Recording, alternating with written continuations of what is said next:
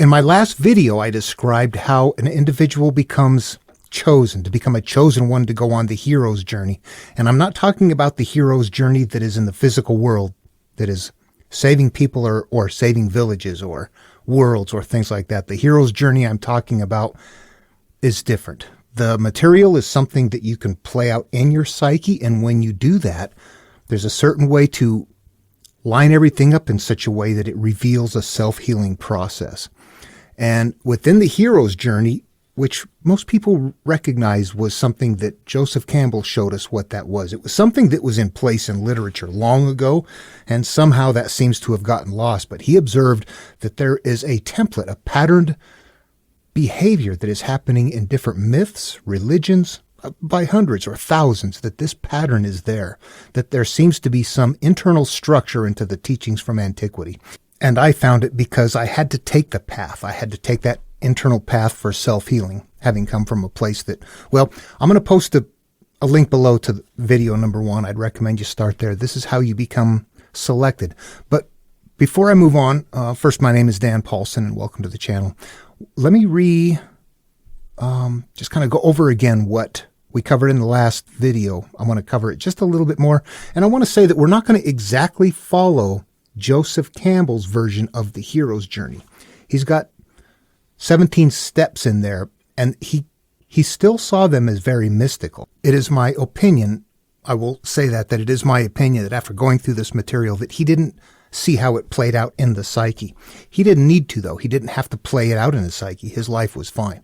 If your life is hurt, you're going to find something different in this material other than a fun adventure. You can find something that leads inward, and it's the instructions to being your own guru. When you do that, all of the material is very understandable and it's very interactive. There are steps that you take to play it out in your psyche. So, Joseph Campbell, who was all over the Earth Mother, connection with different things. You're like, oh, what is that? It's fun stuff. Sounds wonderful. You can't interact with it. You can't heal with it. So we're going someplace different. And we're going to minimize the steps. We're not going to do things like enter the belly of the whale. Entering the belly of the whale was one of the steps that Joseph Campbell identified, that when we look at it and we really play it inward, that means entering the subconscious. So we're going to turn it that much. We're taking out the mysticism completely. This is going to be interactive. It is philosophy and psychology. Welcome aboard. So depending on who you are, this might seem like a pretty simple and easy thing, an understandable thing, and it might be very complicated. I don't want to get into a lot of detail. It's kind of thick material. I have 70, 80, maybe 90 videos up already on getting to here. And a lot of that is repetitive, but if you're interested in this, feel free to go look through that stuff. I'm not trying to build a channel, so I'm not going to shove stuff at you. In my experience, the seeking soul finds what they need, and people shoving things at you is never what you need. So here it is. That's how I'm treating this, just like they did from antiquity. Except I'm putting it in public. But I think that it would have been public then too. They just didn't have the World Wide Web. They had to talk. So there's nothing different happening here. This is just kind of a rediscovery through pattern recognition. But at any rate, what we're doing is going through the hero's journey. I'm demonstrating how the hero's journey plays out inside the head, and I've got an end to this. I'm working up to showing how Genesis, all of the Hebrew early works, all of it is built on this framework. It's all a template here. But Genesis has a very strong framework of belief that is something different. So I'm going to sneak up on that. It will sound very foreign to go right after it to begin with. So I'm working at gradually building up to showing how it works there by demonstrating how it works in playing the hero's journey out in one's psyche, demonstrating how it works in mythology or in places where the baggage isn't there, and then gradually getting there. Okay, so the first thing we did, to reiterate, was the hero's journey. How do you get selected?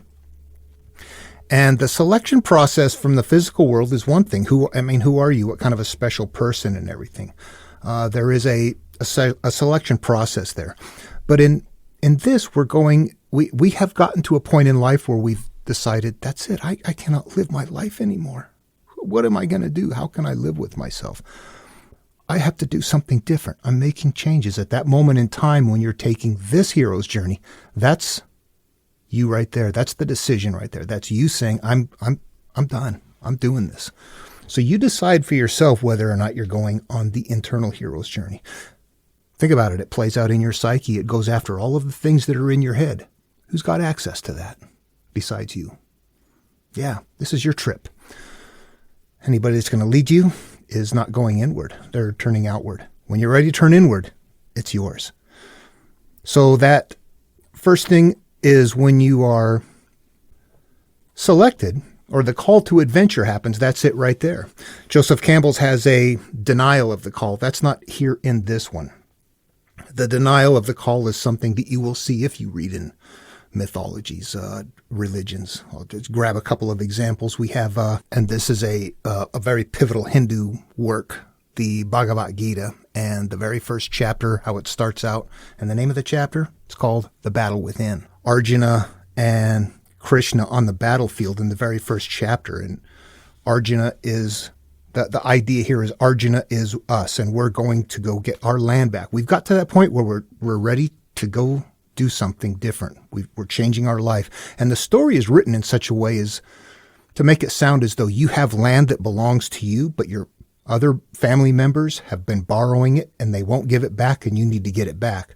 So this is how they're portraying the idea of your mind has gotten filled up with offspring from your life experiences, and you want it back. You want to get your head back.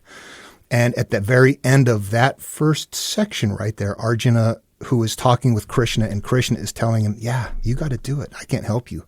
I can give you guidance along the way. He's being the spirit guide in this story. But it's up to Arjuna, us, to go do the work. And before he moves on, Arjuna in despair says, I can't do it. If we go into, what does Moses do? Moses gets called by God and he's like, I can't even speak right. Same thing happened with Muhammad. Muhammad gets called and I can't read right. It all works out. But these are component parts that we're not going to mess with, because ultimately for us, we're going to go on that adventure. Denying it might be along the lines of saying, yeah, I know what to do, and I know what I have to do, but I'm not going to. It's scary. I don't want to face that stuff. I don't want to deal with my issues, my pain, my shame, my hurt. I know I have to, but I'm not going to. It's too hurtful. That would be a denial of the call to adventure right there. But we're going to go right into the supernatural aid, and that's what this video is, because this is the next step. And here's why this is so critical. Okay, first of all, let's tie this to what we're doing here. And I'm going to be referring to my classical mythology encyclopedia here. And there is, in Greek mythology, centaurs were a considerable part of it.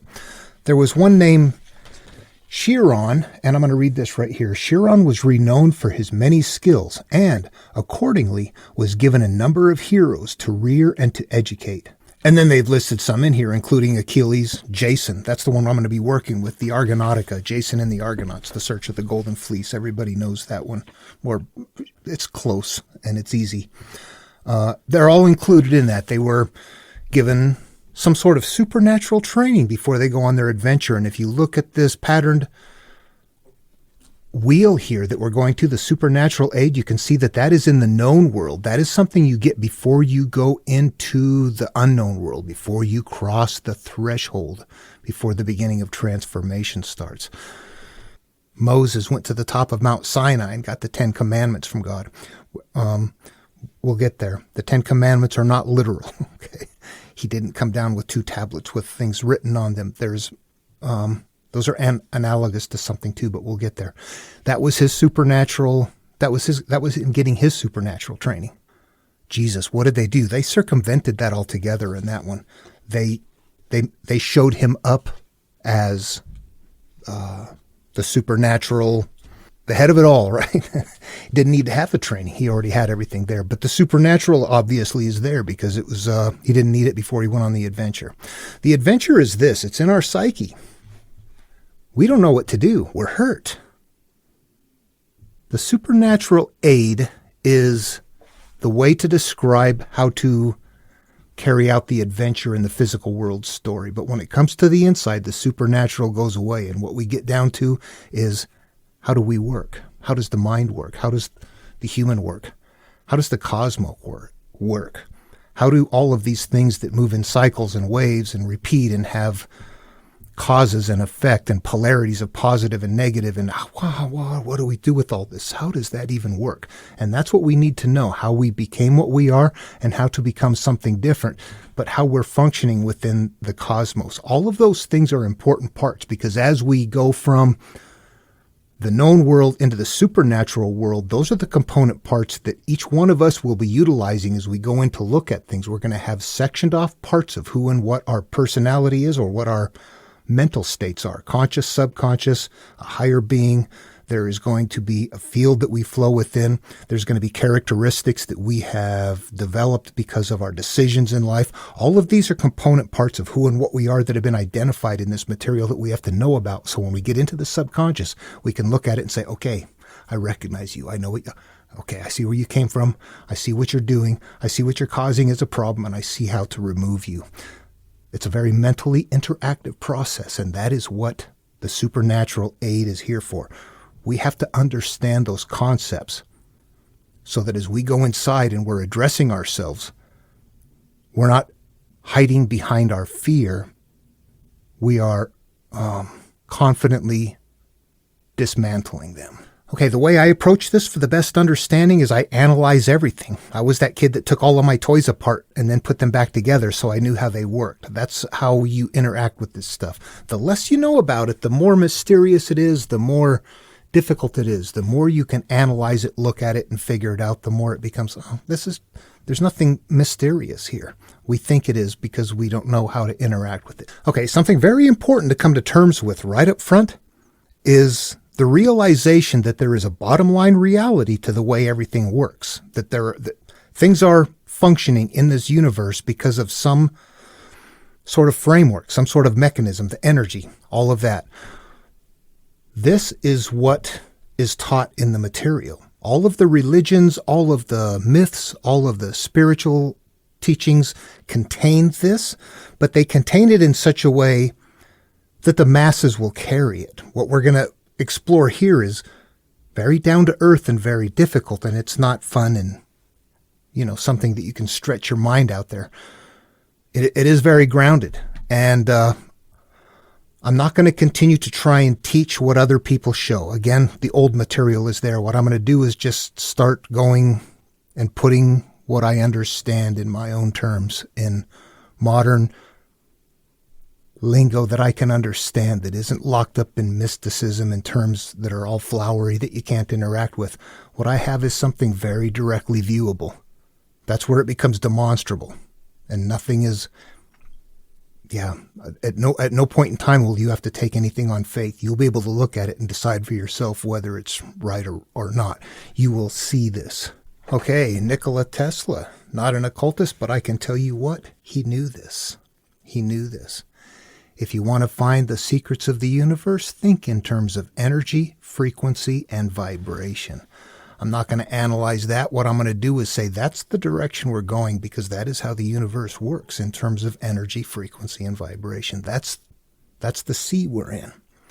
That's the road we're on, and we can't get off of that. We are emergent from that. We need to understand this right here. Okay, I got to be careful, because I know that I can glaze my wife over in 30 seconds or less doing this, starting to talk. Some people are all into it, and some people are like, oh my God, no. So bear with me. I understand that. I do know. The universe begins. There's a cause. We don't know that cause, but we know that there's a beginning. We can see it. Within that beginning, things begin to happen. But along the way, there's a minimal amount of components. But components mix, things happen, explosions occur, new things are emergent. Everything in motion in this universe only can move in waves.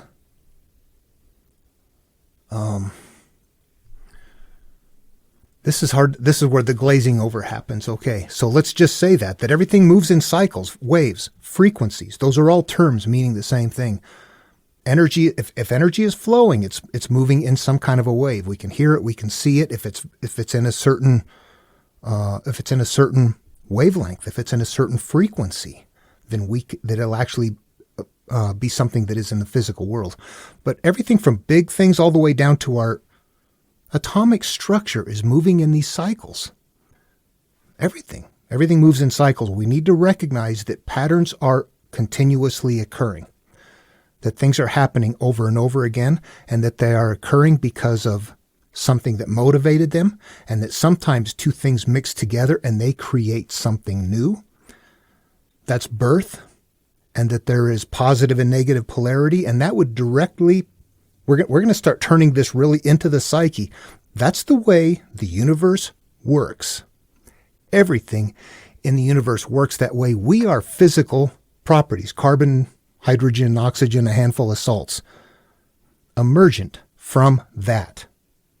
You're not going to be anything different. We also, and this sounds weird to begin with.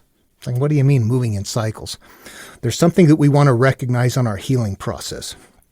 We're looking for cyclical behaviors and cyclical conduct, or cyclical manifestations of things happening in life that are going to alert us to what we need to see inside of us. That's why it's important to understand that everything is moving in cycles, that as we're acting out, or as we're doing something, or as we're having an experience, or we're crying, or we're hurt, or whatever it is that we're doing at that moment in time, is that a one-time deal? It might be. No, it won't be. Even if you are feeling depressed because your mother died, that's only one thing that happens in life. But cyclically, everybody's mother dies. That we are in this field, emergent from this field, and that we are a part of that field. We can experience that field. We can experience our consciousness. We can experience our subconsciousness. But we are existing in that field. And that there's a couple of things that we have no control over. I'm turning this from the universe into the person now. This is about me. This is about you. Think about it in these terms. My life. What is going on for me? What is happening? Is it okay? Remember, we're on a healing process here. So it's going to really directly go after that. We're going to be looking at things like having been raped, beaten, abused, having done other things, whatever we hold inside of us. Think about this. Whatever you hold inside of you that you can't let out, or that hurts you, or that continually cycles out and plays over and over again, those are the things we have to go look at. But before we get there, let's stop and continue to look at a couple of things. Where did you emerge as a consciousness, and why? Can you think about that? You could have been anywhere. We could have been any color. We could have been any religion. We could have been anywhere in the world. What makes your consciousness specific to you? I don't know what that is. But I know that I am emergent, who and what I am, emergent from my location on the planet, where you come from, your social status, whether you were in a home that was very loving and kind, or one that you were neglected and hurt, whether you're in a war-torn place or a very happy place. Those are things that when they happen, they just happen. That's where you come from. That's your starting point. And some people, that's it. That's all you can say is nobody has any control over that. So that's where you start from. Now, what happens next in life is we begin having experiences. As we grow and we develop, we move from somebody that isn't wired to somebody that is having experiences that you are processing, and they are getting, and we're just going to, well, they can be anything. They can be happy things. They could be hurtful things. They could be all manner of things. Those are happening to wire us, but we're already a certain personality type. We also have certain characteristics of evolution. You know, there's times where it is natural to want to procreate, to do things, I need to survive. Those are all natural qualities that we're going to have with us that might look and act out as hurtful to other people. And we have to be aware of that as a part of us as well. There are things that are a part of our natural qualities that we probably are born with, and we just have to recognize them and learn to work with them. However, what we are going after is not that. What we're going after is, well, we want to understand those things so that they're not acting out in a derogatory way. Presumably, we're that far along. But what we're doing on this path right here is we're going after the things that hurt us. That's what this path is for. That's what this inner healing hero's journey is for, is to go after those very things that are causing your life to be the way it is. And the reason is because it's an energy-based universe, and what you're holding on to is energy. And that energy is acting out in that field of other people and other energy, and it's continuing to cause your life to unfold and cycle that way at the level that it is, and at the cyclical repetition of the behaviors and what we're doing. And we have to recognize that, to circumvent that, and realize that we're emergent from that, and that's the way it's going to be. Okay, that's just a tool. That's something we'll add to that later. There was a point in time where two things emerged, an experience happened. You were a victim and somebody was a perpetrator. At the time that happened, something was born. What was born? It's an offspring. The offspring is, I need to not use those terms. There was a perception, a mental perception stored at that moment in time that is still residing there. And it's, it might be growing. It might get stuff added to it. It might get worse and worse as it's becoming a part of you that is not dealt with and that is put away. And we need to recognize that that is what has happened. It's not because we're bad. It's because we don't know what to do. And we did that thinking, oh my God, I'm afraid. It hurts. I'm ashamed. I'm supposed to shut up and keep it inside. Be tough. No, we need to get it out. We can see that at some point when we're saying, okay, I've had it. I got to do something different in life. You have to understand that who and what you are is existing in that field because of the way you perceive things up here, the way you hurt, the way you love, the way you feel shame, all of your emotional things that are stored away are what causes your life to emerge. Whether you're paying attention or not, that you can get triggered.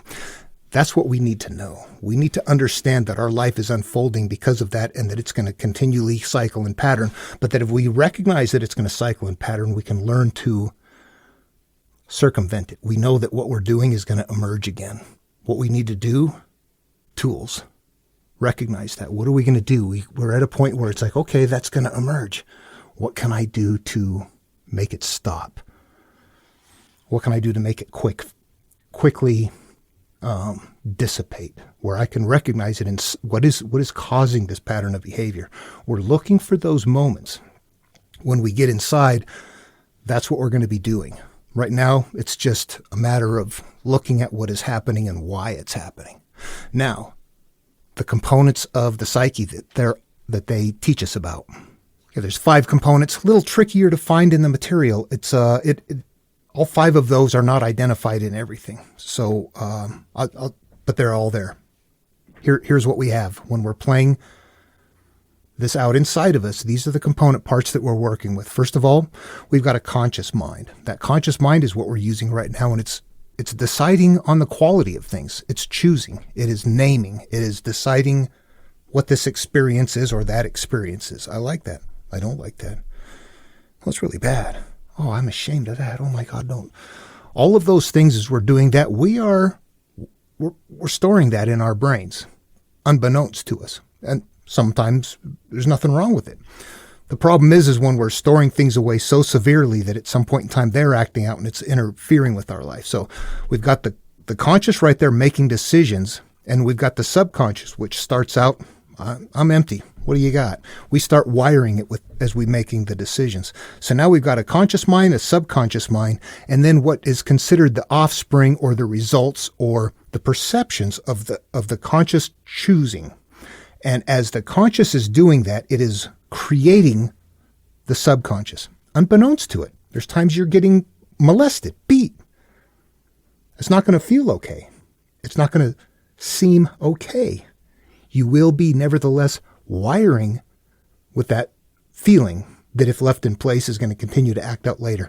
This is what we're looking at as far as those 3 components. And then what happens, that subconscious is what is kind of running the show when you're not paying attention. It's running in the background, and when you're on autopilot or getting triggered, that's the stuff that emerges.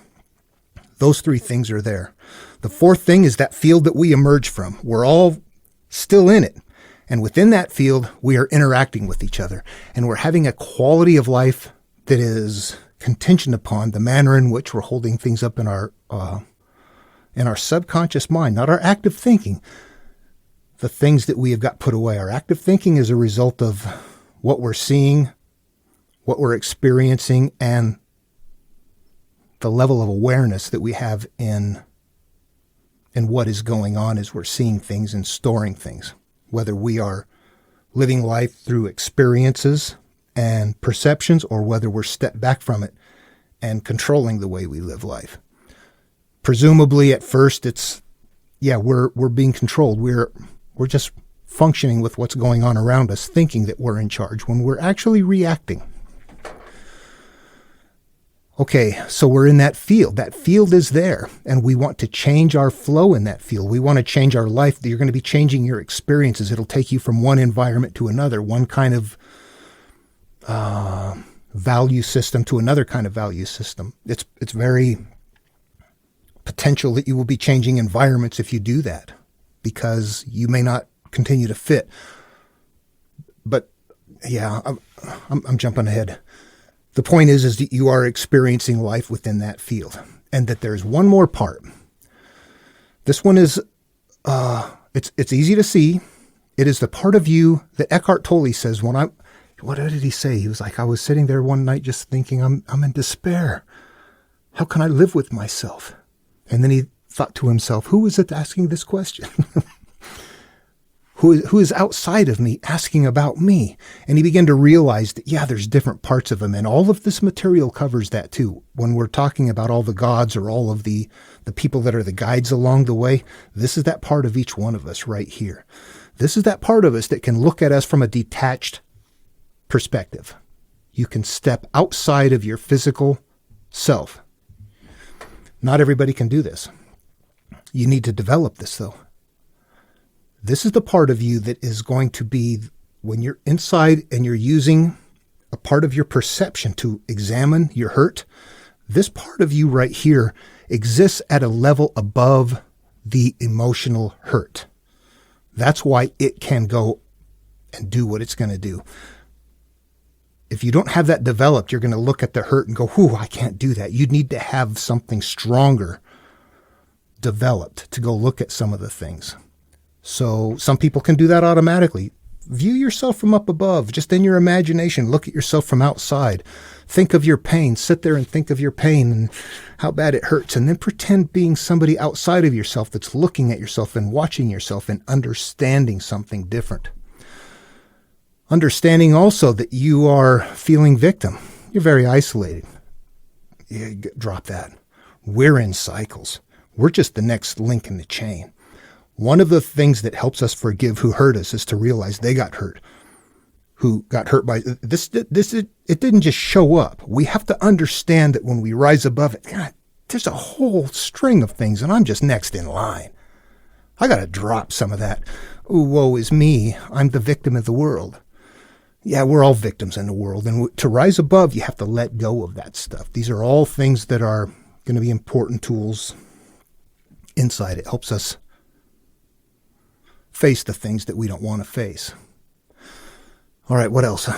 Edited in. A second ago, I said we have to have a part of us that is stronger, and that is not at all what I meant to say.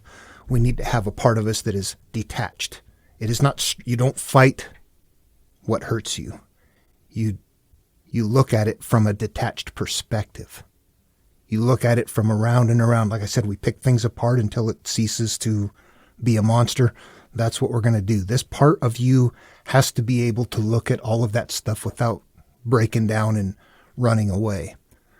And it might at first. It's going to take a while. Okay, we're building tools. These are the supernatural tools. We have to understand where we come from, what makes us tick, what makes things cycle. Become aware of that, accept it, and then begin to interact with it, to circumvent it, to minimize it, and to change our life. And it can be a big process. That's the last part then, which brings me to ego. Ego, I think, is incredibly important to have.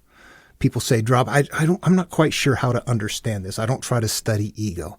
What I think is this: is that from From an evolutionary standpoint, people need to have confidence and think that they're right. Imagine a species of quivering people sitting around saying, I'm wrong, I'm not going to do anything. We got people like that now, but you wouldn't get very far. You wouldn't emerge. There has to be confidence. There has to be, I'm right, I'm going to go. And we still have to have that sometimes. I think what is important, though, is when we're looking at things that we're carrying that we want to address, that we think we're right about, that's where the ego becomes problematic. That's where the ego is wrong. And I'm going to say this. Polarity.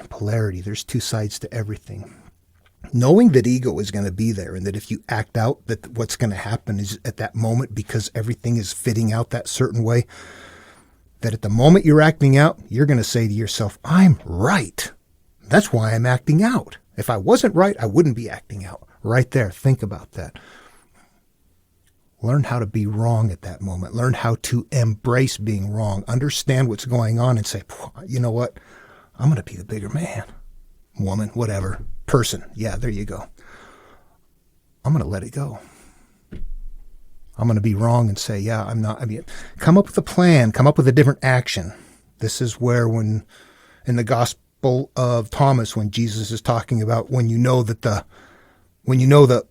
evil, the strong man is going to come and wreck your house, when you know that this thing is going to emerge, then go practice, make preparations, get ready, and when it emerges, slay it. That's what we're doing here. You're making preparations and saying, okay, yeah, if something happens, that's what I have to do. I have to interrupt, I have to interrupt that repeated cyclical action that has a cause and effect by changing the way I perceive the cause. You have to forgive. Forgiveness is difficult. Think about this. How many times have you had to forgive somebody and you think, well, I know I'm supposed to when I forgive them, but it's just not sticking. The problem is that within our own minds, we hold on to that memory and the perception hasn't changed. It's hard to think of forgiving somebody. It's like, why would I forgive them? What good does that do for me? For me, what it helps me realize is that the perception that I'm holding in that derogatory way is acting out. And that's why I forgive. It isn't about them. It's about me. It's about this. These are the tools we need that makes us go, okay, I'm going to get in there and do something. Fear. How do we manage fear? Fear is something that comes from being eaten by lions and other creatures. Yeah. Fear would fight or flight. All creatures have that. That is in our DNA. That is what our body has to work with. So when we're looking at fear like this, we can feel that like, oh my God, yeah. And the worse it is and the closer you get to it, the more the intensity of it goes up, doesn't it? They back away from it. Oh, okay. Get close to it. That's a good sign right there. That's what you need to go after. And that's why you need that other part of you that can go after it without the emotional attachment to it. That just is like, yeah, whatever. We need to change the perception, the way that we're storing the way that we feel about that. That is the seed that is making everything else cycle off of that. That is what is, if you know Lao Tzu, that's within the center of the hub right there that's making the wheel spin. If you know Jesus and the tree keeps growing up and chopping it down until you pull it out by the root, that's it right there. We have to, something is happening over and over again until we get out the very root of it. So when we go in, those are all the things I think that we're looking at. There's going to be more along the way. This is a continual process. And take a look at it. You see it's a wheel. Here is where, to me, this is where you could say reincarnation comes into play. If you look at it, you see the call to adventure, supernatural aid. You're going to go around the whole process and come back happy after having resolved something. And that doesn't mean you're done. You might take care of something that's really bothersome and just feel good for a long time. And then later on, you realize something else is wrong. You know, there's something else I learned as a kid that is just acting out too. It was kind of hidden in the background because this other thing was so severe. What do? You go back on the hero's journey again, but this time you have a better understanding of what to do. You've got your supernatural aid plus the experience behind you. Pretty soon you're doing this, you're emerging this, it's going over and over again. This is your upaguru. This is your guru nearby. It's in this material. It is this process. It is turn it inward. Anyway, I can't think of anything else right now that they would have, that I find in the material that they're teaching. And if I find something else, I'll add it in. I certainly will.